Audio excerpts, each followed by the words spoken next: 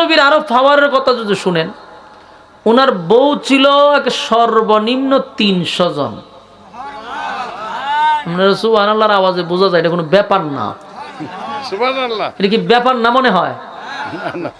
আপনারা যে 2টা বিয়ে করতে পারেন না, 2টাই তো করতে পারেন না, 2টা করে ঘরে ঢুকতে পারবেন না, কিয়ামত শুরু হয়ে যাবে। ইসরাফিলে দেখবেন বাঁশি বাজাই দিছে, আপনি কইবেন যে এটা তো ইসরাফিলে বাজাইবার কথা, এটা গরো বাজানি শুরু হয়ে গেছে। তাহলে এই জায়গার মধ্যে সুলাইমান নবীর বউ ছিল 300। চিন্তা করেন আল্লাহ ওনারে পাওয়ারটা কি পরিমাণ দিছে। এক একজন বউর সাথে যদি একবার দেখা সাক্ষাৎ করে, বালা মন্দ জিজ্ঞাসা করে, তাহলে 300 দিন লাগবে লাস্টের তার কাছে যাইতে। ঠিক নেই? খালি 300 বউ ছিল না, 700 বান্দি ছিল, বান্দি দাসী। সমস্ত নবী রাসূলগণ একত্ববাদী খোদার দাওয়াত দিতে গিয়া, তাওহীদের দাওয়াত দিতে গিয়া মায়ের খাইছে, রক্তাক্ত হইছে, লাঞ্ছিত হইছে, অপমানিত হইছে। কোন নবী বাদ নাই যে মায়ের খাইছে না, কিন্তু 2 জন নবী বাদে। আশ্চর্যের ব্যাপার না, এই লক্ষ লক্ষ নবীদের মধ্যে 2 জন নবী মায়ের খান নাই, এদেরকে কেউ টাচও করে নাই, গালিও দেয় নাই। সুবহানাল্লাহ। এই 2 জন নবীকে প্রথম নাম্বার হলো হযরত আদম আলাইহিস সালাতু ওয়াস সালাম। উনি আল্লাহর দাওয়াত দিতে গিয়া মার খাইছে না। মারতো কে আমারে বলেন? উনি প্রথম মানুষ। মারতো কে শুনছেন? কে মারবে ওনারে? মানুষ আসেনি? উনিই তো মানুষ, এই একজন প্রথম খালি মানুষ। এই জন্য উনি আল্লাহর দ্বীনের দাওয়াত দিতে গিয়া মার খাইছে না। আরেকজন নবী হলো হযরত সুলাইমান আলাইহিস সালাতু ওয়াস সালাম। উনি মায়ের খাইলো না কেন? ওনার যুগে তো মানুষ ছিল। মায়ের খান নাই তার 1 নম্বর কারণ হলো উনি ছিলেন বাদশাহ। বলুন, উনি কি ছিলেন? বাদশাহ ছিল। বাদশাও সাধারণ কোনো বাদশাহ না। পৃথিবীতে আল্লাহ এত বড় রাজত্ব, এত বড় বাদশাহী এর আগেও দেয় নাই। সুলাইমান নবীর আগে কাউরে দেয় না এত বড় বাদশাহী। সুলাইমান নবীর পরে কিয়ামত পর্যন্ত এত বড় বাদশাহী আর রাজত্ব আল্লাহ কাউরে দিবে না। সুবহানাল্লাহ কইতে পারেন? সুবহানাল্লাহ আসেনি? সুবহানাল্লাহ থাকলে কইবে, না থাকলে কইতে কইবেন। দেখেন সুলাইমান নবীর আল্লাহ কত বড় বাদশাহী দিছে যে আল্লাহ নিজে বলতেছে এত বড় বাদশাহী এর আগেও কাউরে দেই না, এর পরেও দিব না। তাহলে সুলাইমান নবীর রাজত্ব গেছে অন্তত 4-5 বছর, 4-5 হাজার বছর আগে। এই হাজার হাজার বছর আগে আল্লাহ ওনার এত বড় রাজত্ব দিছিল, আর হাজার হাজার বছর পরেও ওনার মতো এত বড় রাজত্ব আর কাউরে দেয় নাই এবং দিবেও না। সুবহানাল্লাহ। আপনারা মনে করতেছেন আমেরিকার যে ডোনাল্ড ট্রাম্প যে এখন বর্তমানে আছে, এই ট্রাম্প বিশাল বড় রাজত্ব পাইলিছে। না না, আল্লাহ এত বড় রাজত্ব আগেও দেয় নাই, কিয়ামত পর্যন্ত দিবে না। এখন বুঝজানেন সুলাইমান নবীরে কত বড় রাজত্ব দিছে। সুবহানাল্লাহ। 1 নম্বর হলো সুলাইমান নবী গোটা পৃথিবীর বাদশা ছিল। গোটা পৃথিবীর বাদশা একজন, আসমানের নিচে যত জায়গা আছে গোটা পৃথিবীর রাজত্ব উনি করতেন। 1 নম্বর। 2 নম্বর হলো সুলাইমান নবীর যে বাহিনী ছিল, এখনকার ডোনাল্ড ট্রাম্প বলেন আর এই আপনার এই কিতাব হয় বাইডেন বলেন, অথবা রাশিয়ার যে পুতিন সবচেয়ে বড় পাওয়ারফুল ব্যক্তি, আর চীনের বলেন, এরার তো বাহিনী মানুষই না, কোনো রবার্ট আছে? সব ওইল বাহিনী। এতে আপনার নৌ বাহিনী একটা বাহিনী আছে, বিমান বাহিনী একটা বাহিনী আছে, সেনাবাহিনী বলেন, যে কোনো বাহিনী বলেন, ঘুরায় তো মানুষ, মানুষ দিয়ে তো বিভিন্ন বাহিনী বানায়। কিন্তু সুলাইমান নবীর বাহিনী দিল 3 জাত। একটা হইল জিন্নাত, ওনার বাহিনী ছিল, জিনও ওনার বাহিনী আছিল, সমস্ত জিনেরা ওনার কথা শুনত।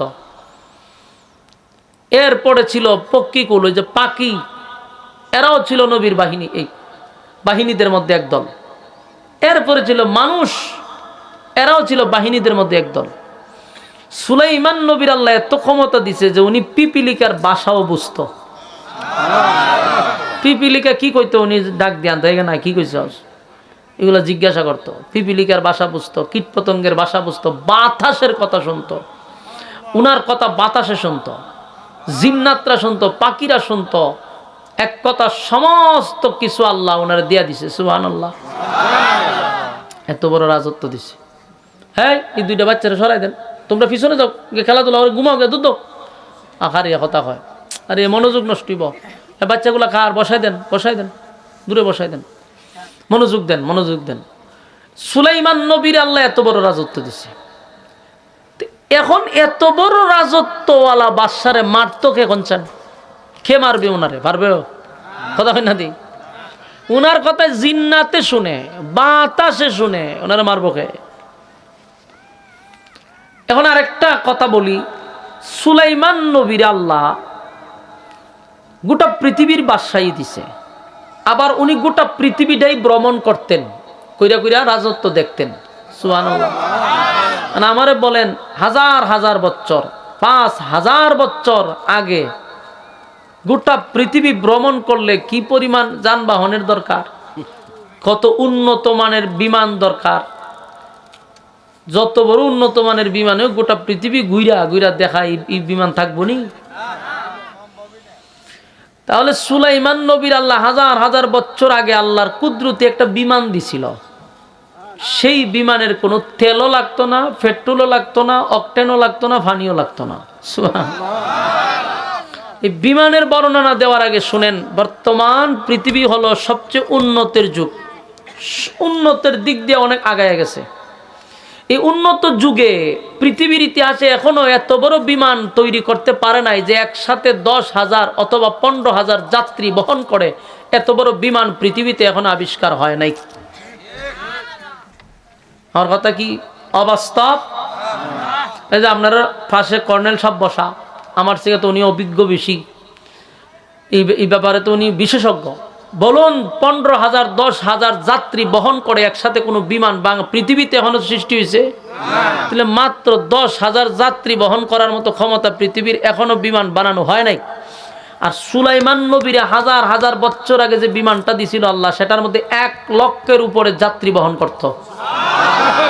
তা আপনারা বলেন উন্নত যুগ, আরো 5,000 বছর পরে যদিও যান, তাও তো সুলাইমান নবী 10,000 বছর আগেই মনে করেন যে এর থেকে উন্নত জিনিস সারা পৃথিবী ঘুরে বসে রয়েছে। আপনারা উন্নয়নের উন্নতর ওয়াজনে আমাদেরকে লাভ আছে? লাভ নেই। এরপরে উনি তেল ছাড়া, পেট্রোল ছাড়া গাড়িটা চালাইছে। উনার এটার মধ্যে 1 লক্ষর উপরে যাত্রী বহন করত, এবং ওইটা ল্যান্ড করার জন্য নির্দিষ্ট কোনো বিমানবন্দর ছিল না। এখন তো আপনি যত উন্নত মানের বিমানই হোক, এটা ল্যান্ড করতে গেলে নির্দিষ্ট একটা এয়ারপোর্টের দরকার, ঠিক না? কিন্তু উনি যখন যেখানে মনে চাইতো সেখানেই ল্যান্ড করতো। সুবহানাল্লাহ। কারণ এটা চলতো বাতাসে। এটা চলতো কিসে? বাতাস তো ওনার কথা শুনতো। বাতাস সেরে বলতো আমি অমুক জায়গায় যাবো, বাতাস উড়াই নিয়ে যেত। সুলাইমান নবীর আরো পাওয়ারের কথা যদি শুনেন, ওনার বউ ছিল সর্বনিম্ন 300 জন। সুবহানাল্লাহর আওয়াজে বোঝা যায় এটা কোনো ব্যাপার না। সুবহানাল্লাহ, এটা কি ব্যাপার না মনে হয়? আপনারা যদি 2টা বিয়ে করতে পারেন না, 2টাই তো করতে পারেন না, 2টা করে ঘরে ঢুকতে পারবেন নি, কিয়ামত শুরু হয়ে যাবে। ইসরাফিলে দেখবেন বাঁশি বাজাই দিছে, আপনি কইবেন যে এটা তো ইসরাফিলে বাজাইবার কথা, এটা গরো বাজানি শুরু হয়ে গেছে। তাহলে এই জায়গার মধ্যে সুলাইমান নবীর বউ ছিল 300। চিন্তা করেন আল্লাহ ওনারে পাওয়ারটা কি পরিমাণ দিছে। এক একজন বউর সাথে যদি একবার দেখা সাক্ষাৎ করে, বালা মন্দ জিজ্ঞাসা করে, তাহলে 300 দিন লাগবে লাস্টের তার কাছে যাইতে, ঠিক নি? খালি 300 বউ ছিল না, 700 বান্দি ছিল, বান্দি দাসী। সুবহানাল্লাহ। 700 দাসী, 300 বউ সুলাইমান নবীর। এত বড় বাদশাহ উনি। এই পুরা ফ্যামিলি নিয়ে বিমানও থাকতো। এই 700 দাসী এবং 300 বউয়ের আলাদা আলাদা কক্ষ ছিল, রুম ছিল আলাদা আলাদা বিমানের ভিতরে।